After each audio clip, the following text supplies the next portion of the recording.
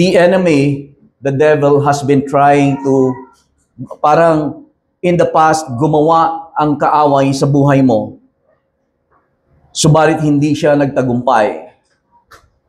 At patuloy na ang Diyos ang nagbigay sa iyo ng katagumpayan.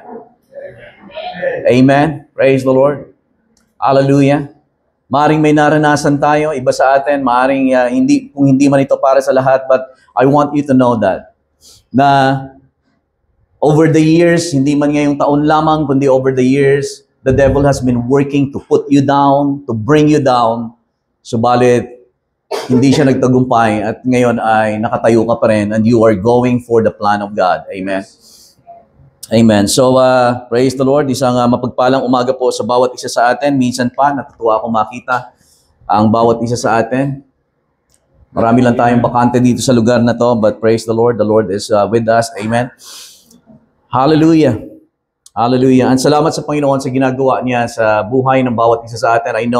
Alam ko na ang Diyos ay may ginagawa sa buhay mo. Sabi mo nga sa katabi mo, ang Diyos ay may ginagawa sa buhay mo. Ang Diyos ay may ginagawa sa buhay natin. Amen. Gumagawa ang Diyos. I strongly believe that in my heart. Gumagawa ang Diyos sa buhay mo. Amen. And you will never be the same. If you allow the Lord, pahihintulutan natin siya na patuloy na makakilos at makagawa sa buhay natin, babaguhin ka niya. Hindi ka mananatili, ikaw pa rin, sa susunod na taon, makikita ka, you have been increasing more and more. Amen. You are going from glory to glory. Makikita ng mga tao sa kapaligiran mo, ang kaluwalhatian ng Diyos, ang anointing sa buhay mo na nag-i-increase. Amen. If you would allow God, He will position you. He will prepare and position you for a maximum kingdom impact. Amen. So sa umagang ito, nais ko magpatuloy sa atin pong tema for this month of October actually. At we don't know, hindi natin, we're not sure if kung tutuloy tayo ng November sa under the theme. Ang tema natin ay going on to maturity. At yun yung nais ng Panginoon na malakas sa heart natin even before October na let's go on to spiritual maturity. Alam natin na ang Diyos ay seryoso sa ating paglago.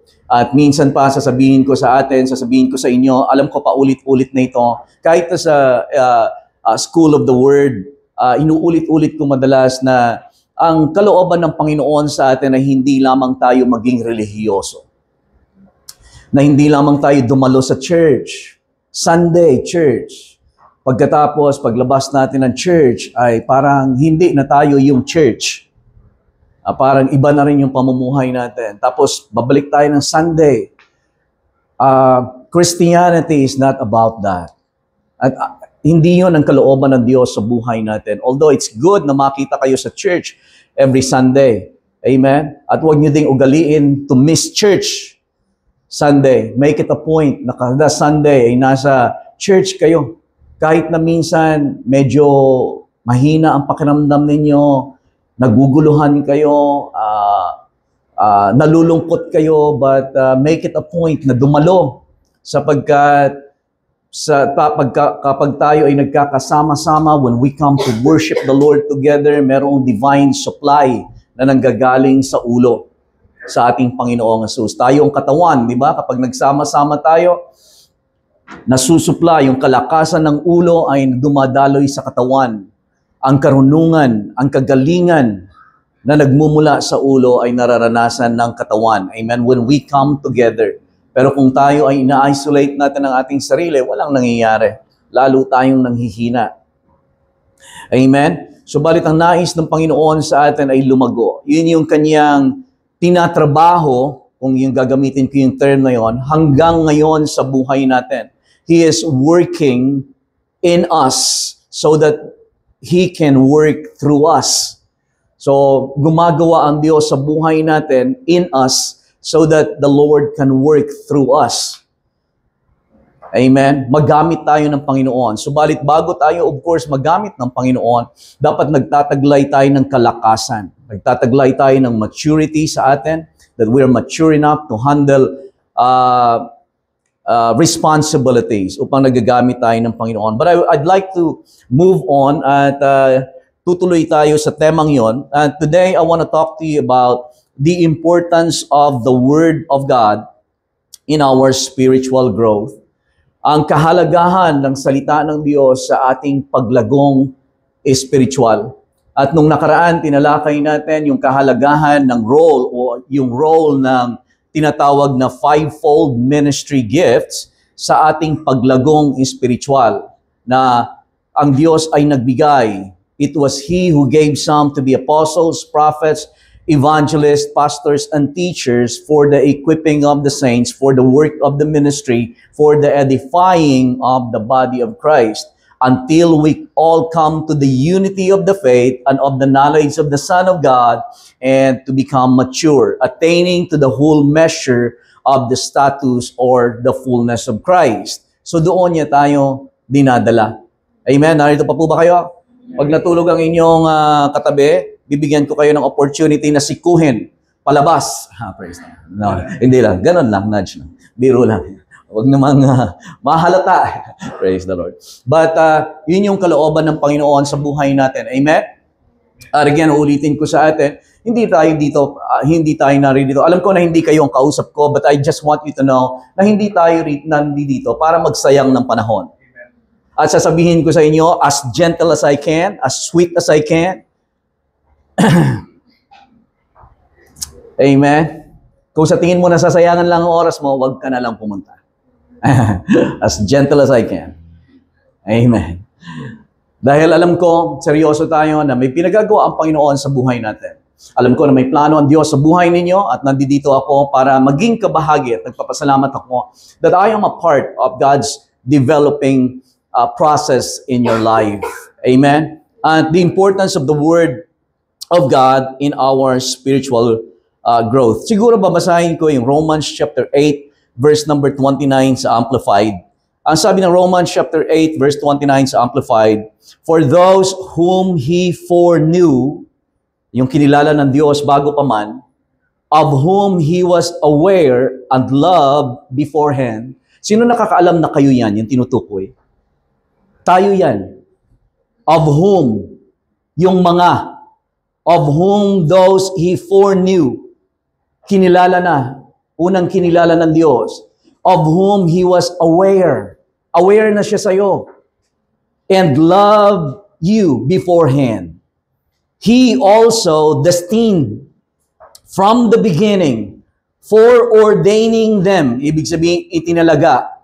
Ibig sabihin na meron ng kinilala na tayo ng Diyos at meron na siya bago pa man nung una, meron na siyang itinalaga na gustong mangyari kung ano tayo maging.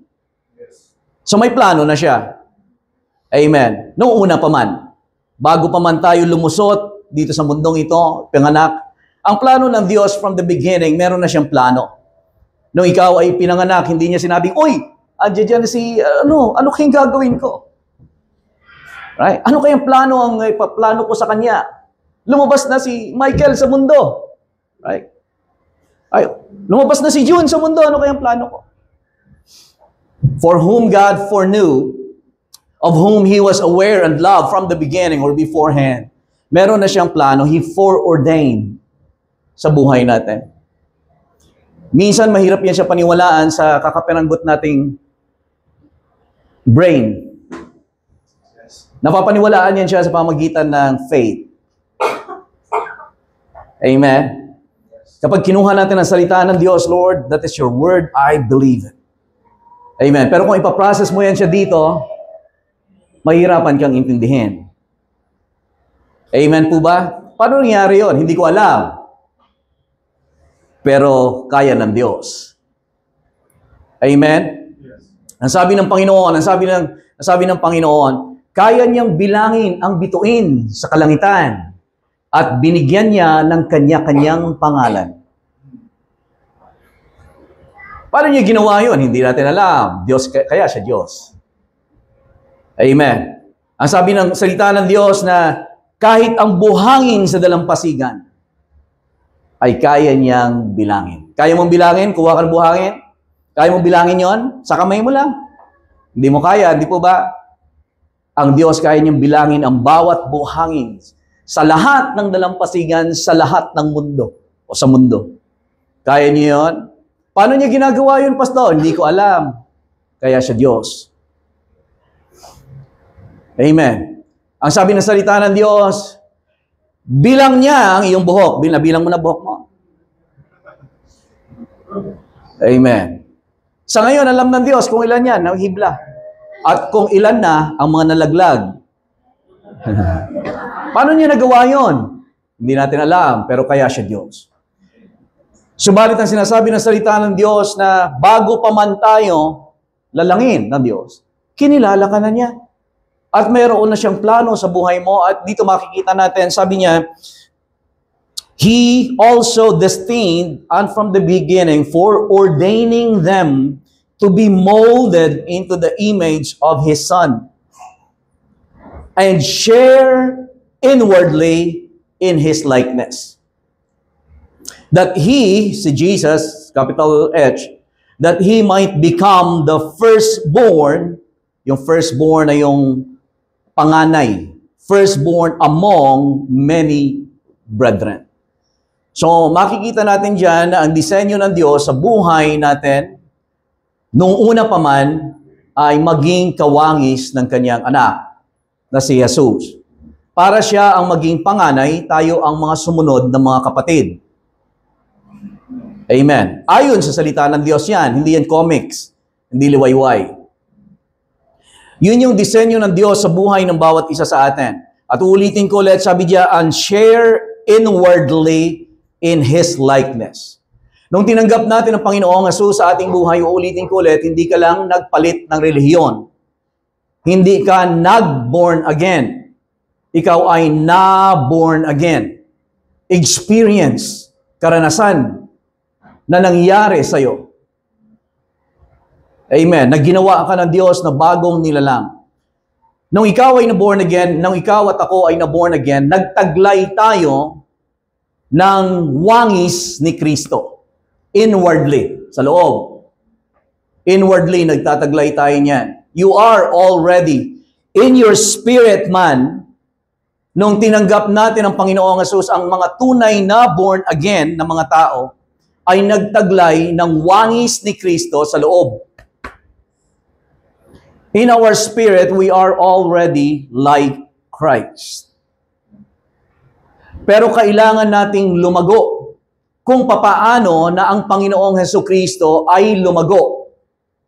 Ang sabi ng Luke chapter 2, verse number 40, patungkol sa Panginoong Hesus, Luke chapter 2, verse 40, and the child, capital C, ang makikita ninyo dyan. Walang iba ang tinutukoy niyan kundi ang Panginoong Hesus. And the child grew. Anong ibig sabihin niyan? Lumago. The child grew and became strong in spirit, filled with wisdom, and the grace of God was upon him. Sa verse 52 ng the same chapter, sabi diyan, and Jesus increased in wisdom. The word na increase diyan, parehas doon sa grew. Nag-increase, nag-mature. In wisdom and stature and favor with God and man. Ang point ko, nung si Jesus ay baby pa, ang kanyang DNA ay katulad, he was as God when he was a baby, as he was, and also when he was 30 years old. So, ang ibig ko sabihin, kung paanong si Jesus ay, nung baby pa siya, he was already God. Amen. Nung baby pa siya. Pero kailangan niyang lumago until such point into that maturity at gamitin siya ng Panginoon. Kasi, una ulit, bilang si Jesus ay kumuha ng katawang tao at naging katulad ng bawat isa sa atin. Amen? Naging tao siya. Siya ay Diyos, nagkatawang tao. At ang lahat ng disenyo ng Diyos sa buhay o sa lahat ng mga bagay na mayroong buhay ay lumago. Amen. Mapapansin ninyo na walang ipinapanganak na 30 years old na God na tao. At according sa Jewish tradition, kaya 30, sapagkat ang ang tinuturing ng Jewish tradition or Jewish practice or Jewish belief na ang 30 years old ang siyang maituturing na mature sa isang lalaki. And he has to be called a rabbi. Kailangan siya maging rabbi. Siya ay tunay na rabbi. Kaya sa tinawag ni Nicodemus na rabbi. Kasi legit siyang rabbi. At ang rabbi ay kinakailangan dumating sa 30 years of age bago matawag na rabbi. Amen. So but Jesus grew. Lumago ang Panginoon. Ang point ko, nung tinanggap natin ang Panginoon Jesus sa buhay natin, bilang ating Panginoon at tagapagligtas, naging kawangis tayo ng Diyos doon sa loob, sa espiritu mo, ng ating Panginoong Jesus. You become like Christ. But we need to grow up and become sa ating pag-iisip, sa ating pagsasalita, kailangan nating lumago upang magampanan natin at magamit tayo ng Panginoon na mai-represent natin ang Diyos kung sino siya. Nasusundan pa po ba ninyo ako? So kaya kailangan merong kahalagahan sa Diyos ang paglago. Na minsan, ulitin ko, nabanggit na natin ng mga nakaraang linggo, minsan binabaliwala natin. Gusto natin na okay na ako dito. Pastor, bakit pa ako lalago? O paupo-upo lang ako dito, okay na eh. No, ang ulitin ko yung sinabi kinote ni Max Lucado. Ang sabi niya, Max Lucado no? Max Lucado, sige. Praise the Lord. Max Lucado, ang sabi niya, God loves you just the way you are. But He refuses to leave you that way. He wants you to be like Jesus. Bakit niya tayo maging gusto kawangis ng ating Panginoon? Because that's His design. Yan yung disenyo niya sa buhay ng bawat isa sa atin. Whether you like it or not, yan yung design ni Lord sa buhay mo kung ikaw ay tunay na Kristiyano. Yun yung disenyo niya. Sa atin, parang imposible, pero again, kung pahihintulutan natin, kung alam natin kung ano ang ginagamit ng Panginoon upang tayo ay palaguin, pagtibayin, in-nurture sa pananampalataya, kung alam natin, magpapasakop tayo doon, tayo ay lalago at tayo ay lalago doon sa ganap na pagkatao na kung papaano tayo dinisenyo ng Diyos. Ang problema lang sa atin kasi una, hindi natin alam. Pangalawa, siguro ayaw natin. Kasi hindi natin nakikita ang kahalagahan nito kasi minsan masyado tayo nagiging makasarili. Pero kung nakikita natin ang perspektibo ng Diyos at gusto natin talaga na malakaran, Panginoon, ang kalooban mo, hindi ang kalooban ko. Right? Magpapasakop tayo sa proseso ng paglago. Amen po ba? At ngayon, ang tatalakayin natin yung the importance of the Word of God in your spiritual growth. Una, napuntahan natin sa 1 Peter chapter 1. 5 lang na puntos ito. 1 Peter chapter 1, verse number 23 to 25. Having been born again.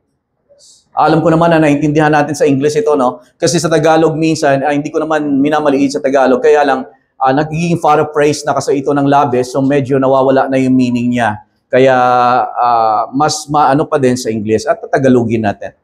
Having been born again, not of corruptible seed, but incorruptible through the Word of God. At tinutukoy dyan tayo, having been born again. Na-born again tayo sa pamamagitan ng binhing hindi nasisira. Hindi sa pamamagitan ng binhi na nasisira. Naging born again ka sa pamamagitan ng isang binhi na hindi nasisira. At pinaliwanag niya, ano yan? Through the Word of God. Ito ang binhi na hindi nasisira. At ito ang dahilan kung bakit tayo na-born again. We were born again through the Word of God. So, ang ibig sabihin, ang kapanganakan nating muli, so alam natin, paulit-ulit tayo, that if anyone is in Christ, he is a new creation. Nung tinanggap natin ang Panginoong Hesus sa buhay natin, hindi man nagbago ang ating panlabas na anyo, subalit ang katotohanan, because of our faith in Jesus, ginawa niya tayong bagong nilalang. Ipinanganak tayo sa pamamagitan ng salita ng Diyos. Kung ipinanganak tayo sa pamamagitan ng salita ng Diyos, sa pamamagitan din ito, tayo lalago. Amen. Kung diyan nagmula ang buhay mo, of course sa Diyos, pero sa pamamagitan ng binhi. Halimbawa, ang lahat ng buhay nagmula sa Diyos. Amen. Ang mga halaman, ang lahat ng yan, nakakita kayo ng puno ng mangga, ang buhay niya, of course, ang Diyos. Pero ang ginawa niya sa pamamagitan ng binhi. Binhi. Right? Sa pamamagitan ng seed, doon nag-umpisa. Kaya tayo nakakita ng mangga. Sinong lumikha ng mangga? Of course, ang Diyos. Pero sa pamamagitan ng binhi, kaya ito naging mangga. Ganon din sa buhay natin. Ang buhay natin nagmula sa Diyos, na born again tayo ng Diyos, subalit sa pamamagitan ng binhi. At ang binhing yun ay walang iba kundi ang salita ng Diyos. Kung tayo ay ipinanganak, you've been born again through the Word of God, yun din ang magsusustain sa'yo. Amen. Yun din ang magbibigay sa iyo ng tibay. Doon ka rin lalago. Hindi ko na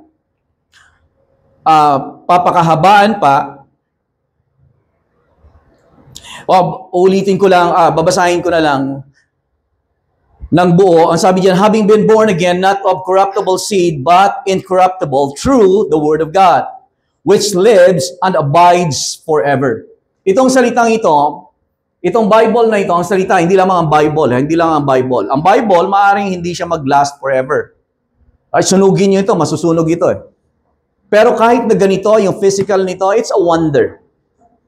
Kasi dati, tinangka na ito na sunugin at alisin. Subalit ang mga mananampalataya ay meron silang mga kopya na pira-piraso lang. At nagtitipon sila sa mga caves. Yun yung pinagbubulay-bulayan nila, ang salitang ito, hanggang sa dumating ang panahon na ito ay nireprint ulit. At napasa kamay natin. Kamangha-mangha. Pero ito, maging itong physical na ito, sunugin ninyo, masusunog. At wala itong kapangyarihan kahit ilagay ninyo doon sa shelf ninyo. Kahit nasambahin pa ninyo ito, sabihin, "Ooh!" Gaganon na ninyo, walang mangyayari sa buhay ninyo. Amen. Maliban lamang na ito ay basahin, dinggin, at paniwalaan, ipamuhay sa buhay. But again, through the Word of God, which lives and abides forever. Itong salitang ito, ang salita ng Diyos, ay mananatili magpakailanman. Heaven and earth, sabi ng ating Panginoong Hesus, heaven and earth will pass away, but my words will never pass away. Ang salita ng Diyos, mawawala. Cellphone mo, mawawala yan. Hindi mo na magagamit yan pagdating ng panahon. Kahit gaano mo pa yan, kay ingat-ingatan. Huwag mo gamitin ang cellphone ka. Mawawala. Ito ang pinakamahalagang bagay na dapat mong taglayin sa buhay mo. Because the Word of God will abide forever. And all glory, sabi diyan, all flesh is like grass. Kahit na tinulad yung ating mga katawan, ang all flesh, ang ating mga katawan physical, as grass rather. And all the glory of man is the flower of the grass. So ang laman daw, parang grass lang.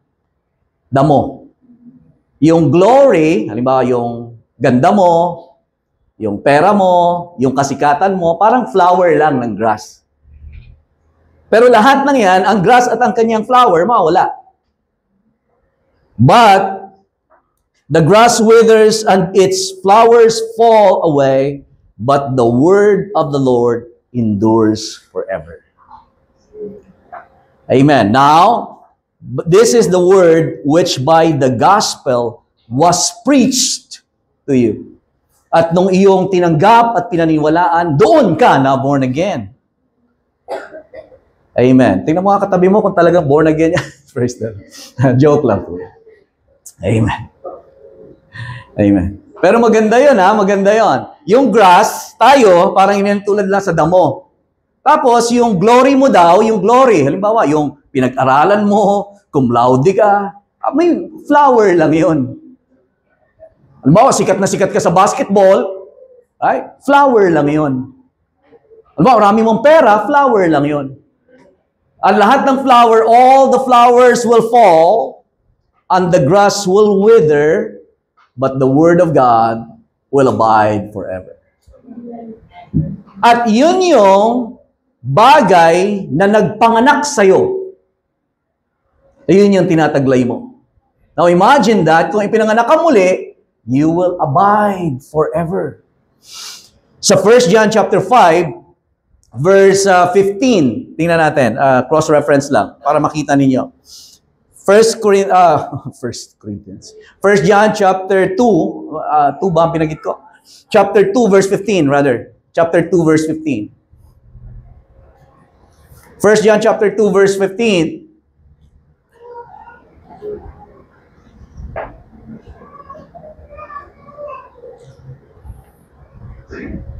Praise the Lord. 1 John chapter 2 verse 15. Do not love the world or the things in the world. Huwag daw ninyong mamahalin ang anumang bagay sa mundo, ang mundo o ang bagay sa mundo. Bakit niya kamo hindi natin mamahalin? Sabi niyan, if anyone loves the world, the love of the Father is not in him. So hindi ibig sabihin niya na kapag mahal mo halimbawa ang isang bagay sa mundo, halimbawa mahal na mahal ko yung iPad ko, halimbawa iPhone ko, ay ibig sabihin na hindi ko minamahal si Lord. Hindi. Ibig sabihin na hindi ako mamahalin ni Lord. Ibig sabihin na kapag may minamahal ka, hindi mo mamamahal si Lord hindi mo kayang mahalin ng Panginoon ng buong buo. The love of the Father is not in Him. Kapag meron tayong minamahal na iba na nasa sanlibutan. Ang sumunod na talata, verse 16, sabi ng verse 16, for all that is in the world, the lust of the flesh, yan yung lahat ng bagay na nasa mundo. Yan ang tinataglay ng mundo. The lust of the flesh. Ang mundo, yan din yung mga pinagnanasaan. Yung mga flowers na yan, ang mga binanggit natin kanina. For all that is in the world, lust of the flesh, yung pinagsusumikapan natin ng laman na gustong makamit, gustong gawin ng laman. The lust of the eyes, gusto nating tignan, makita. Right? And the pride of life. Yung pagkapalaluhan sa buhay. Ang isa sa kapalaluhan sa buhay, yung kayamanan, right? Karangyaan, right? Na kapag yun na yung kumain sa'yo, pride na ng buhay, right? Is not of the Father, but is of the world. So 17, sabi ni 17, the world is passing away, and the lust of it, but he who does the will of God, or the word of God, will abide forever. So same thing sa nabasa natin kanina. Amen? Kapag tayo ay nanatili sa salita ng Diyos, pinanganak tayo ng salita ng Diyos, ginagawa natin ang salita ng Diyos, mananatili tayo forever. Kasi we are been born again through the Word of God. So ano ang kahalagahan? Una na yon, parang doon sa number 1 yun siya. Number 1, you have been born again through the Word. Ang kahalagahan, the importance of the Word of God in our spiritual growth. So number 1, you have been born again through the Word of God. So yun yung una natin dapat makita. Ikaw ay ipinanganak sa pamagitan ng salita ng Diyos.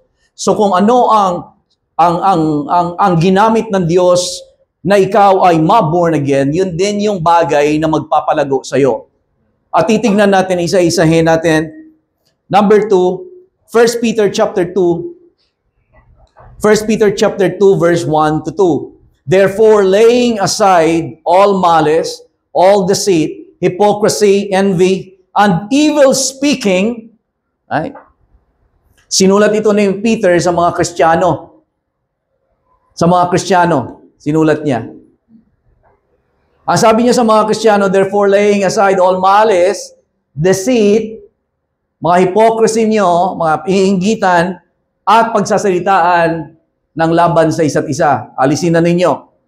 Laying aside. Anong gawin ninyo? Verse 2, as newborn babes, desire the pure milk of the word that you may grow thereby. So para tayo lumago, kailangan nating i-desire yung pure milk of the Word of God. I-desire. Sabihin nga natin, desire.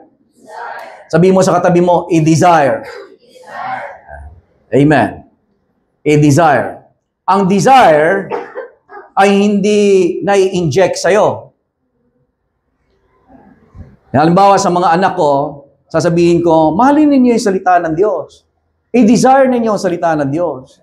Pero yun ang desire, kaya mahalaga, kasi nag-uugat siya sa puso o nanggagaling sa puso.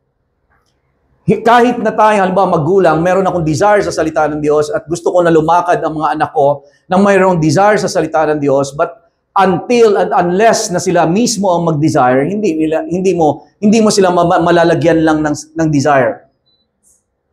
Hindi mo sila ma-injectionan lang ng desire at desire na ako, gustong-gusto ko na yung salita ng Diyos. Hindi nangyayari ng ganon. Ang desire ay namumula sa puso. Dini-desire siya.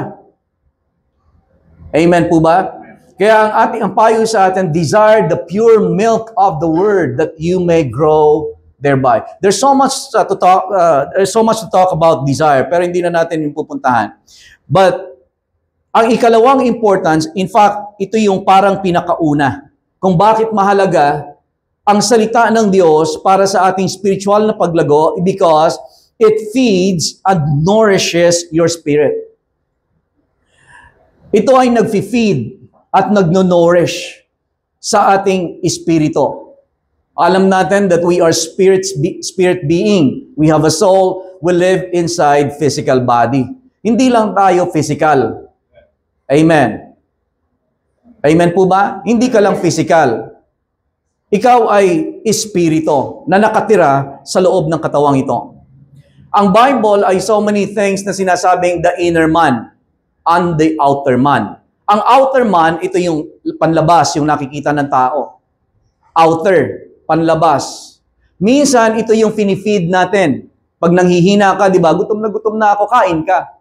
Pero minsan, binabaliwala natin ang ating spiritual na kalagayan.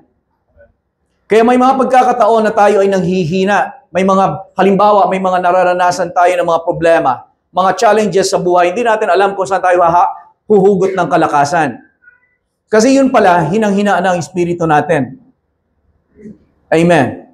Yun pala, hindi na natin na-feed. Ang na-feed natin ay yung ating laman. Kaya ang espiritu natin ay mahina. Walang desire sa salita ng Diyos. Amen. Amen po ba? Pagdating ng mga pagsubok, wala tayong maiharap sa pagsubok kasi mahina ang ating espiritu. Hindi natin finifeed. May mga nararanasan tayo, halimbawa, na hindi naman natin kagustuhan, gawa ng tao. Kaya tayo din ay naapektuhan and to the point na minsan bumabagsak tayo. At minsan, nawawalan tayo ng pananampalataya sa Diyos. Kasi nanghihina yung ating espiritu. Kasi nabaliwala natin yung pagkain ng ating spiritual. Amen. Ang kahalagahan ng salita ng Diyos sa bawat isa sa atin, it feeds and nourishes our spirit. Matthew chapter 4, verse number 4, sabi ng Panginoong Jesus, but He answered, ito yung tinutokso ng Panginoong Jesus, ang Panginoon ng kaaway, ng Diablo mismo, si Satanas. But He answered and said, it is written, nasusulat, man shall not live by bread alone. Hindi lamang sa tinapay mabubuhay ang tao. O sa atin, di po ba? Binibigyan natin ng labis na pagpapahalaga yung pagkain sa laman. Pag nagugutom tayo, hindi tayo kumain. At ilang beses kayo kumakain sa isang araw? Di ba 3 lang? Ay iba sa atin, di ba? 5. May mga midnight snack pa. Amen. Kasi ayaw natin magutuman. Subalit minsan nakakaligtaan natin that man shall not live by bread alone or by rice alone. Sa totoo lang ang tao, kahit na kumain siya ng pagkain na pisikal, kung walang salita ng Diyos, manghihina siya. Man shall not live by bread alone, but by every word that proceeds from the mouth of God. Kapansin-pansin, kasi ito ay hindi lamang logos, kundi rhema. Ang salita ng Diyos ay sa Greek, dalawa. Logos. Ang logos ay yung nakasulat, written. Ang rhema ay yung buhay na salita ng Diyos. Buhay. Alam niyo po ba na ang pangangaral ng mga pastor sa inyo, kung ito ay anointed, may buhay. Pero kung walang anointing, logos. Ang logos, may kapangyarihan din yan. Amen. Pero ang kailangan natin sa pang-araw-araw ay yung rhema. Hindi ko sinasabi na huwag tayong magbasa ng logos. Babasahin mo ang logos kasi ang rhema ang magbubuhat sa logos. Magbabasa ka ng Bible, logos. Pero kinwikin ni Lord, biglang kinwikin ng Espiritu ng Diyos, nag-rhema. Nabuhay. Parang tumalon. Praise the Lord. Amen. Ang logos, halimbawa ay, therefore, if anyone is in Christ, he is a new creation. Ay, basa ka lang. Basa. Ang iyong rhema ay, therefore, if anyone is in Christ, he is a new creation. I am in Christ. Amen. Therefore, I am a new creation. Praise the Lord. New creation na ako, Lord. The old has gone. The new has come. Rhema. Nagbabago siya. Pati yung attitude mo magbabago. Kasi tunay siya, nagkakaroon ng kapangyarihan sa buhay natin. Hindi po ba? Naunawaan po ba ninyo ako? And that is how we should live. Alam niyo, na-realize ko na pagdating sa salita ng Diyos, para bang hindi ako mapakali sa isang araw kapag hindi ka nakakatanggap ng kapahayagan sa Panginoon. Para bang yung mahina ang pakiramdam. Pero kapag ikaw ay nagkakaroon ng kapahayagan, nangungusap sa iyo ang Panginoon sa personal na paraan, doon ka nakakakuha ng kalakasan. Amen. Matthew chapter 4, verse number 4 sa Message Bible, Jesus answered by quoting Deuteronomy. Ang sabi niya, it takes more than bread to stay alive. It takes more than bread to stay alive. Yan yung katotohanan. Hindi sinabi ng Panginoon na maybe, pero it's a true statement. It takes more than bread to stay alive. It takes a steady stream of words from God's mouth. Without the Word of God, yung rhema ni Lord sa atin, ang buhay ng tao magdi-deteriorate. Ibig sabihin, babagsak siya, lalala ng lalala. Ang buhay ng tao. Kapag wala siyang steady stream ng Word na manggagaling sa bibig ng Diyos. Ganon kahalaga ang salita ng Diyos sa buhay natin, whether you like it or not, whether you realize that or not. Pero ganyan yan. It's just the truth about the Word of God. Hindi ka mabubuhay. Kung ang buhay mo, imposible na ikaw ay nakakatanggap ng daily stream of Word from God's mouth, imposible na ikaw ay palala ng palala.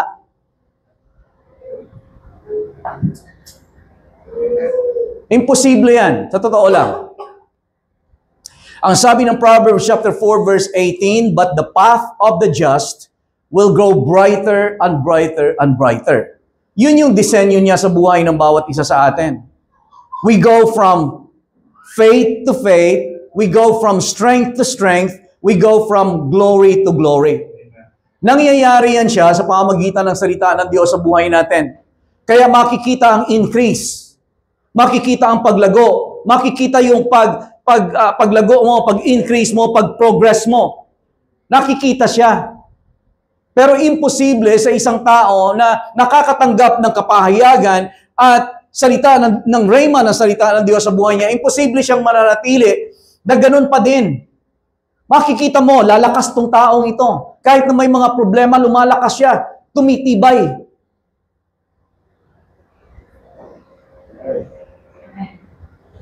Amen. Nagkakaroon siya ng kalakasan, nagkakaroon siya ng tibay. Kasi nakakatanggap siya, nanonourish yung kanyang espiritu. Ninonourish ito ng salita ng Diyos. Hallelujah. Ganun kakapangyarihan ng salita ng Diyos sa buhay natin, mga kapatid. Amen. Praise the Lord. And I pray na ang bawat isa sa atin ay makitaan ng ganitong klase. Hindi man tayo makitaan kasi ang progress, ang paglago ay hindi nakikita sa panlabas na ibig sabihin na anyo na dati wala kang sasakyan, ngayon meron ka na sasakyan. Ang lago niya na. Hindi doon nababase ang paglago. Ang paglago ay hindi nakikita sa panglabas. Necessarily. Ang paglago ay unang-una nakikita sa panloob. How do you handle the situation? Paano mo hina-handle yung sitwasyon? Amen. And eventually, ang paglago, makikita sa panlabas. Makikita mo, ang buhay magbabago. Amen. Dati, walang glory sa pagpasok ng church. Wala talaga ka-glory-glory. Pag nagbago ang tao, alam mo mangyayari, magbabago. Pati yung aura mo. Maalala ko kami sa Bible school dati. Bible school kami, nag-uumpisa kami sa Bible school. Kung ano lang yung mga, of course, pag long sleeve ka din. Slacks ka, tapos sapatos mo, kahit na mga ukay-ukay. Okay. Napagkakamalan ako dating Bombay. Madalas. Sa Bible school. Pero later on, kapag ikaw ay sa Bible school, syempre, word, every day. Praise the Lord, yung mga kapahayagan mo, and then you receive the word. Nire-receive mo yung salita ng Diyos, ipinamumuhay mo yung salita ng Diyos, pinaniniwalaan mo, tinatayuan mo. Eventually, ibang tao ka na. Makikita mo. Ay, naalala ko pa dati, praise the Lord, meron kami estudyante, ano na ako noon, kwento lang ako, pwede ba? Pwede naman, no? Pwede naman siguro, no? May estudyante kami Nigerian dati. Nigerian.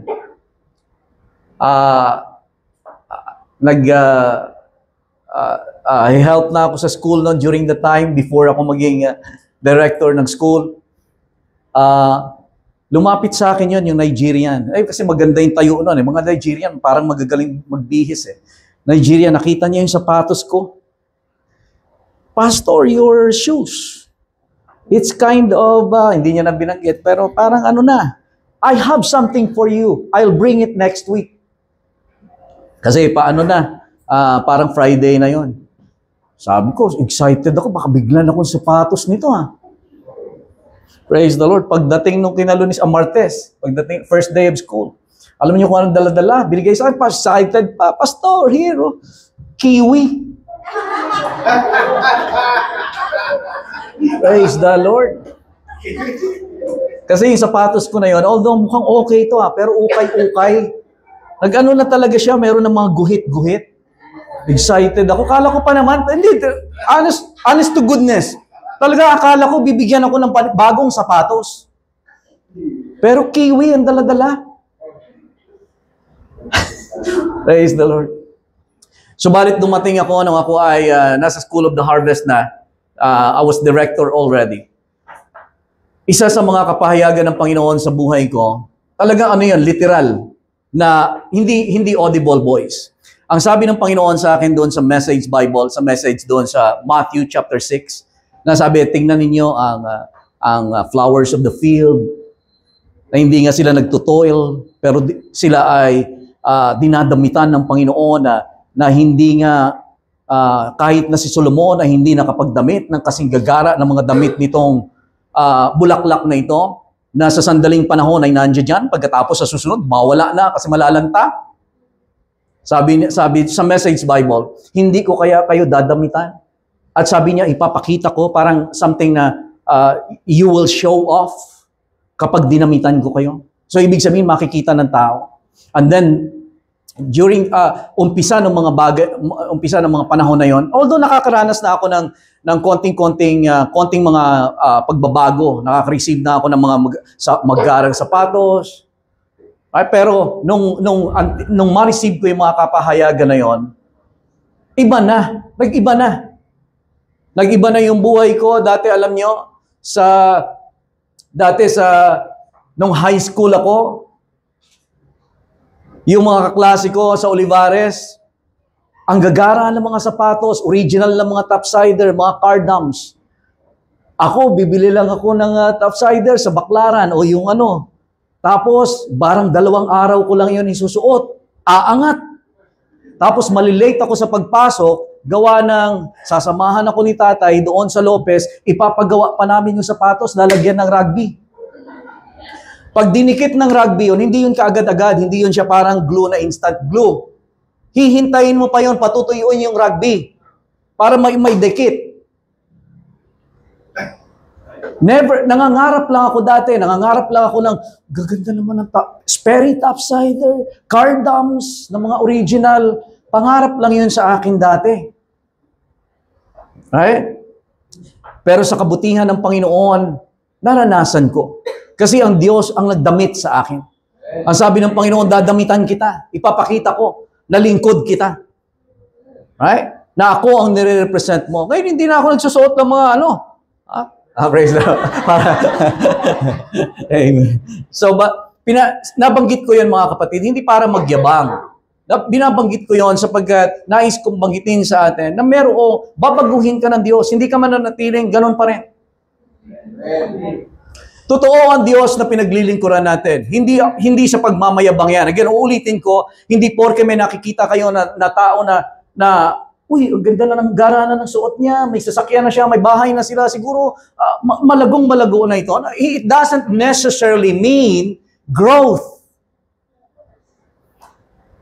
Amen. Hindi nangangahulugan na makita mo nagkaroon lang ng sasakyan, malago na sa Panginoon. Baka hindi mo alam kung paano kinuha. No, really. Pero ang tanong, lumago ba? Ang salita ng Diyos ba ang nagpagtibay sa kanya? Na kahit na nung mangyayari sa buhay, katulad na sinabi ni Pablo, alam ko how to be abased. Amen. Alam ko paano mawalan, managana. I can do all things through Christ who strengthens me. Yun yung growth. Yes. Amen. But of course, God wants us to financially, pagpalain tayo ng Panginoon upang tayo ay maging pagpapala sa generation na ito. Na makita na ang pinaglilingkuran natin, He is an excellent God. And we can be a blessing to others because we are blessed. Paano ka magiging blessing sa iba kung hindi ka na bless yourself? Amen. Amen. Praise the Lord. But the Word of God, again, man without a steady supply of God's Word will deteriorate. Dapat nating ma-realize yun na ang buhay ng tao kapag walang steady stream ng salita ng Diyos, kapag hindi natin dinesire, minahal ang salita ng Diyos, at hindi natin dinesire na at mahalin yung tinig ng Diyos, Lord, speak to me today. I need a Rhema word. Amen.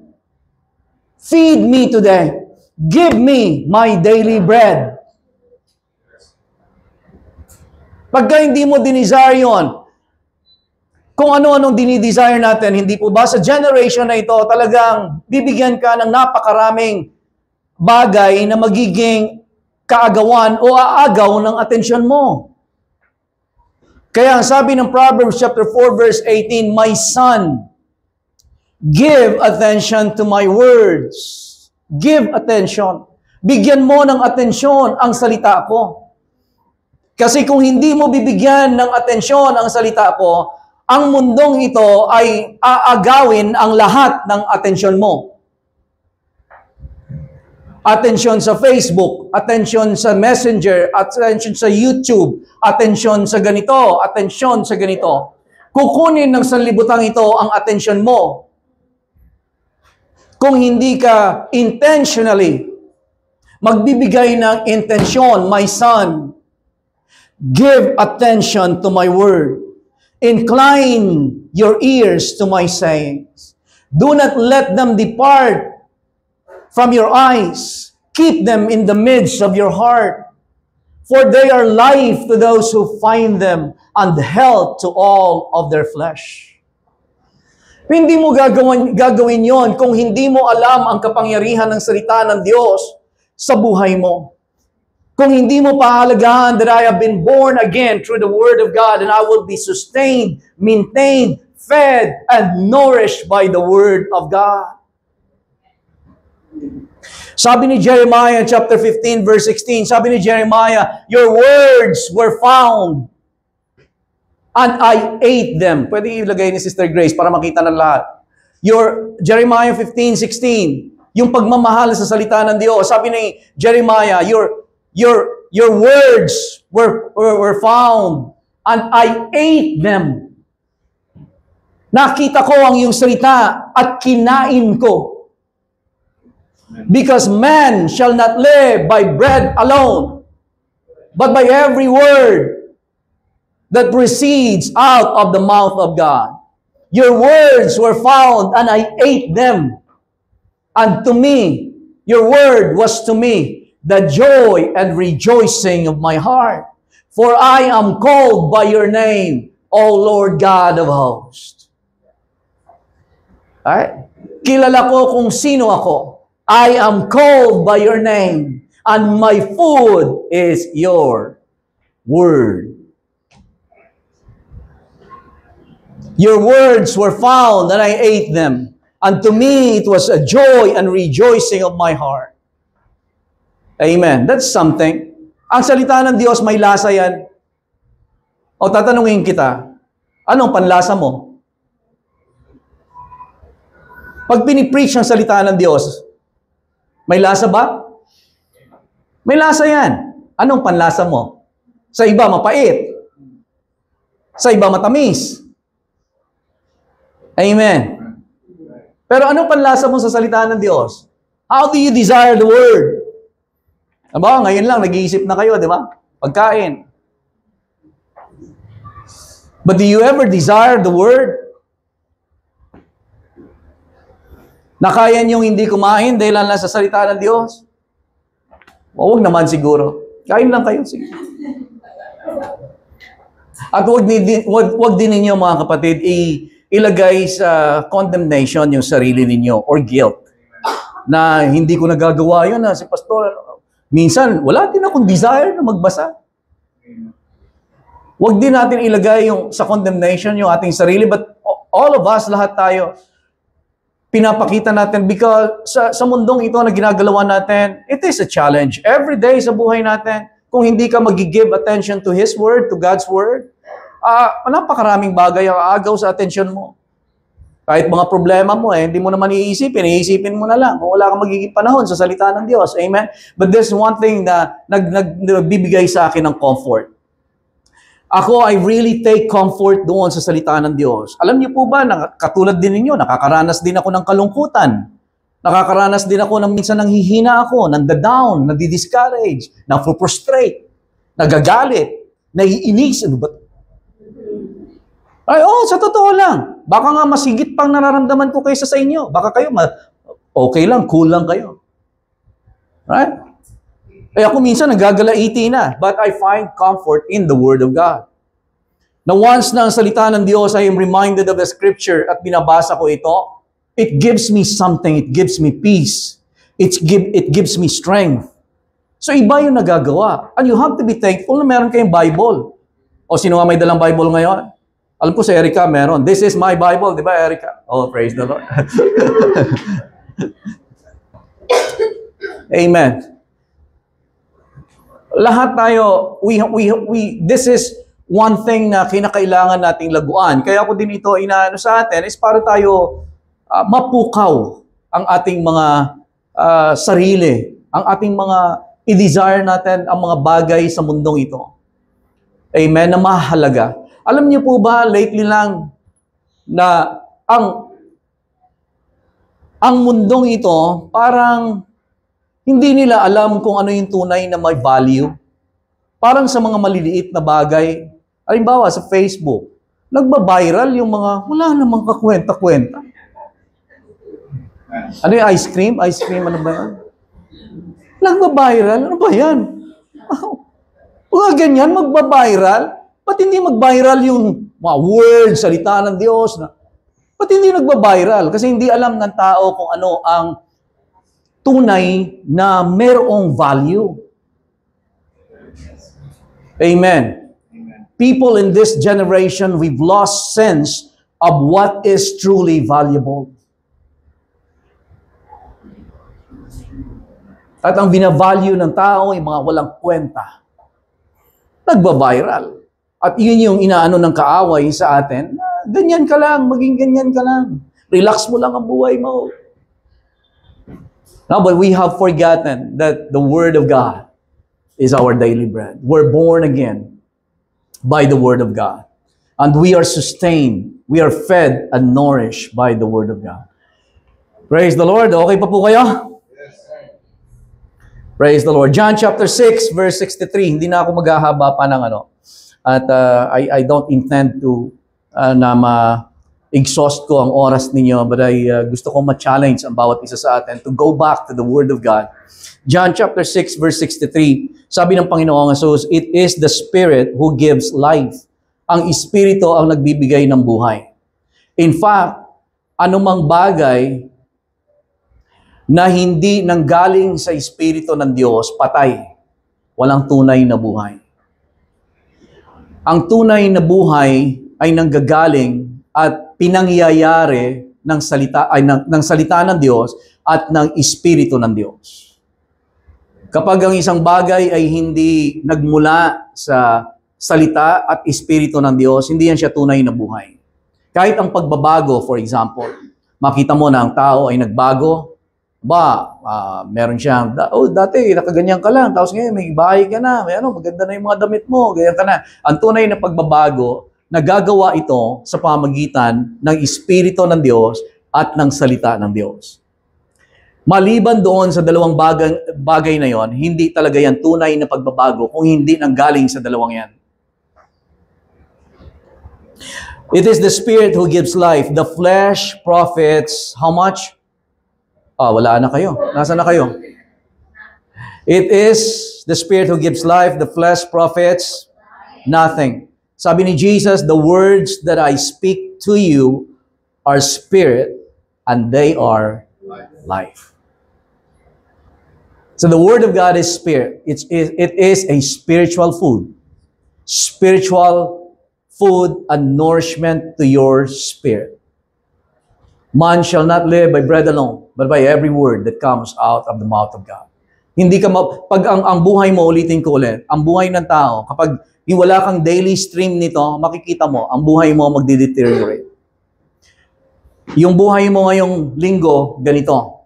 Wala kang salita ng Diyos na natatanggap, uusad yan pababa. 2 linggo, 3 linggo, 1 buwan, hindi mo namamalayan. Pero kapag ikaw ay may daily stream ng salita ng Diyos, you desire the Word of God, you feed on the Word of God. Amen. Ang buhay mo paangat ng paangat. Hindi mo napapansin, nakikita ng tao, nagbabago ka na. Amen. Kaya kung titignan mo ang katabi mo, praise the Lord. Kaya kung i-evaluate natin yung buhay natin, makikita natin, Lord, saan ako nagkamali? Anong magagawa ko, Panginoon, from now on, sa umpisa sa ngayon, Lord? Anong magagawa? Right? Make a decision in your life. Sa Bible, ang salita ng Diyos ay itinulad sa maraming bagay. Ito ay makikita natin, ang salita ng Diyos ay itinulad sa milk, pure milk. 1 Peter chapter 2 verse 2. Pero ayon sa 1 Corinthians 3:2, ang salita ng Diyos ay itinulad din sa meat. So you grow from the word na milk hanggang sa meat na ang kinakain mo. So, ibig sabihin matigas na, hindi na puro baby. Hindi ka na lang sinasaksakan ng gatas, matamis, walang laman. Right? Pag meat na, medyo kailangan mo na ng ngipin-ngipin dyan. Ibig sabihin, matatouch na yung laman mo. Ibig sabihin, right, hindi na siya kasing tamis nang naririnig mo lang sa tenga mo. Sasaktan-saktan ka ng konti, pero chew-chew lang, chew. Nguya lang. Meat na yan. Right? Pag ayaw mo ng meat, baby pa ba yan? Milk lang ang gusto. Right? Pag may mga instruction na, may mga warning at rebuke na, right? Word pa rin yan. Amen. Pero, kailangan mo nguyain. Kasi yan ay may nutrients sa'yo. Parang yung mga bata, halimbawa, ng mga bata pang anak natin, sila, pagka mamahalin mo sila, sasaksakan mo lang ng gatas, kakarga-kargahin mo. Ay. Pero kapag 15 anyos na yan, 20 anyos, iba na. Hindi mo nasasaksakan ng gatas. Pangangaralan mo, wag mong gawin to. Makakasama sa iyan. Maging responsable ka naman. So yun yung kailangan mong i-chuchu. Okay pa. Para lumago ka. Kasi kung hindi mo tatanggapin yan, magiging 20 anyos ka sa katawan, amen. Pero espiritu mo, baby pa rin. Di ka lumago, immature ka. Amen. At karamihan sa mga problema, sasabihin ko sa inyo, karamihan sa problema nating mga Pilipino ay hindi spiritual na immaturity, kundi immature sa personality o pagiging individual na tao. Hindi tayo marunong humawak ng responsibilidad. Hindi tayo marunong humawak ng responsibilidad. Kahit na yung sarili natin, hindi tayo maging responsable sa sarili natin. Ang lalaki na natin, pinagkakatiwala pa natin sa mga magulang natin. Amen po? Makikita mo wala dito yung sinasabi ko. Sabihin nga po natin, wala dito yan, Pastor. Makikita nyo, ilang mga, halimbawa sa mga tahanan, right? Kalalaki na, mga binata na. May mga binata na, nasa poder pa rin ang nanay nila. Na dapat sana na, kaya nang magtrabaho, tambay sa nanay. Magkakaasawa, dyan pa rin sa magulang. Hello? Anyari? Kasi naging irresponsable. Hindi tayo marunong na tumanggap ng responsibilidad. Amen. Hindi tayo natuto na to take responsibility for your life. Grow up. Kasi yung mga mature na tao, nagtitake ng responsibility yan. At ito yung isang pangit sa mga sa atin, sa mga kabataan, kasi ayaw nating humawak ng responsibilidad. Akala natin pinahihirapan tayo. Pero pagtuturo yan, maghugas ka ng plato. Hugas ng plato, magwalis kayo. Pag may nakikita kayo ng mga ipis na dyan, daanan nyo lang. Anong klase yan? Alam niyo, sa Bible school dati, salamat sa Panginoon kasi ganun din ang kinalakhan namin dati. Right? Ganun din. Ang kinalakhan namin, di rin kami naturuan ng tama. Pero pagdating namin sa Bible school, kingdom na pamamaraan, bawal malate. Ultimo yung mga ng candy. Ultimo yung ng candy, yung magbubukas ka ng balat ng candy. Hindi mo itatapon kung saan-saan. Pero tayo, kita niyo yung baha. Hello, nagsasalita na ako ng parang na lang to, very informal. Nung baha dito, ang taas na ng tubig. May makikita ka ng mga balot ng basura na pinaaanod pa. Diyos ko Lord. Tapos aangal kayo na ang tataas ng baha. Anong ginagawa ng gobyerno? Hello? No, really, totoo. At tayo na mga born again, dapat tayo lumago. Kahit na hindi lamang, isa sa mga na-realize ko, kaya hindi lumalago ang maraming mga Kristiyano spiritually kasi hindi lumago being an individual person. Pag-take ng responsibility, hindi lumago. Kaya hirap na hirap ka magpalago sa kanila spiritually. Kasi yung sarili nila, hindi nila mapalago. Hindi umahawak ng responsibilidad sa kanila. Praise the Lord, sabi ni Mika. Si Mika, by the way, siya ay naging nagturo sa mga high school. So hindi mo ma-imagine yung mga high school na mga... But yun yung tinutukoy natin. Siguro ang challenge ko sa atin, mga kapatid, other than of course growing up spiritually, grow up as an individual. Maging responsable. Ang isang taong responsable, hindi na lamang iniisip yung sarili niya. Iniisip yung kapakanan ng iba. Paano ako makakatulong?